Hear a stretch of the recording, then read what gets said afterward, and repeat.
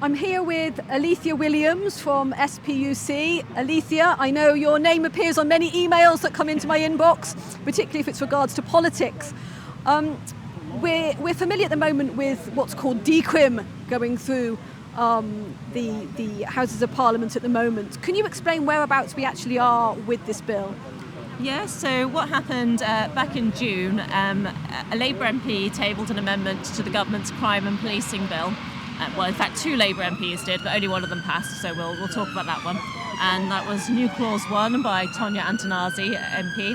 And what this amendment does, it removes women from the criminal law regarding abortion in relation to her own pregnancy, which is a little bit complicated, but it basically means a woman could not be prosecuted or investigated for anything to do with her own pregnancy, so basically with abortion. So what that does in effect is legalise abortion up to birth if it's committed by the woman herself. So it'd still be the case that if you went to an abortion clinic at 30 weeks, they couldn't legally perform an abortion on you. But if somebody takes pills at home and performs their own abortion, they would then not be committing any crime. So that passed through the House of Commons back in June by a depressingly large majority. Yeah. It was really, we're in front of the Houses of Parliament now. It was a bad moment in the history of that place, I think we can safely say. There was very little notice. There was just 43 minutes of backbench debate. And it was, shoehorned into a not very relevant bill. So there was quite a bit of outcry that had happened, among the public, in the press, which was encouraging to see. So where we are now is that bill, the crime and policing bill, is in the House of Lords, and they do have the power to take it out of the bill or to amend it, to reject it. All legislation does have to go through both Houses of Parliament. So the week before last, I think it was, there was what we call the second reading debate in the House of Lords.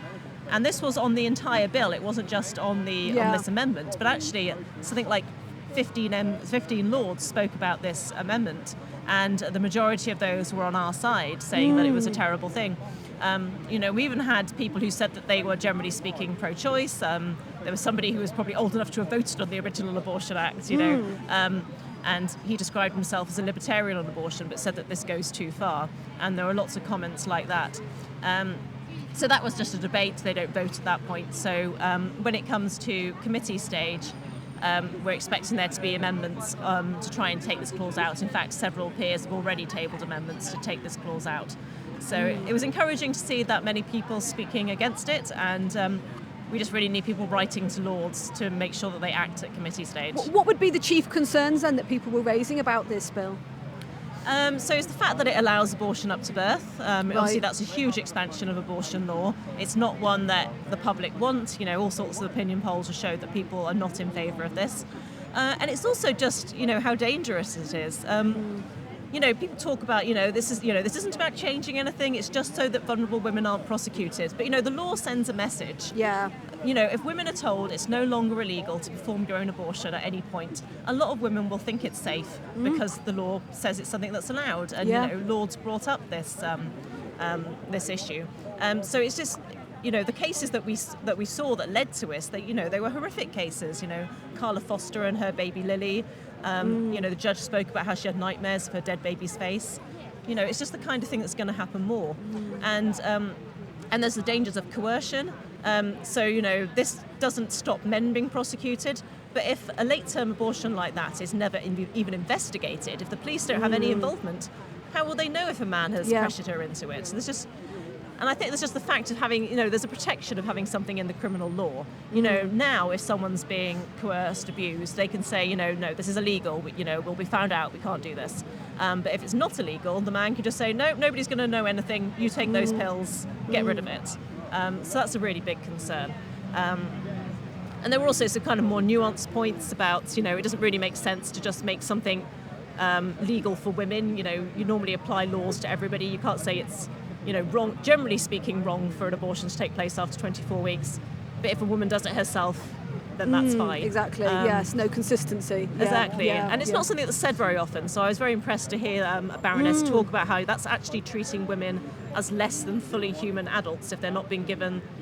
I think she said something like, it takes away one of the greatest rights of all to be judged as a moral person, and if you've committed a criminal act, as a criminal person. Yes, yeah. So actually, it was really interesting that the standard of debate in the House of Lords, I think, was significantly higher than it was in the House of Commons. Some really good speeches there. So what can we do? Who should we be contacting, or is there anything that we can do at this stage? Definitely. So just be writing to members of the House of Lords. This is a bit more difficult than writing to your MP because, with your MP, there's one person you're supposed to write to. But with Lords, I'm afraid that does just take a bit more work because there are 800 odd of them and there isn't any one in particular. So we do have guidance on our website, spuc.org.uk.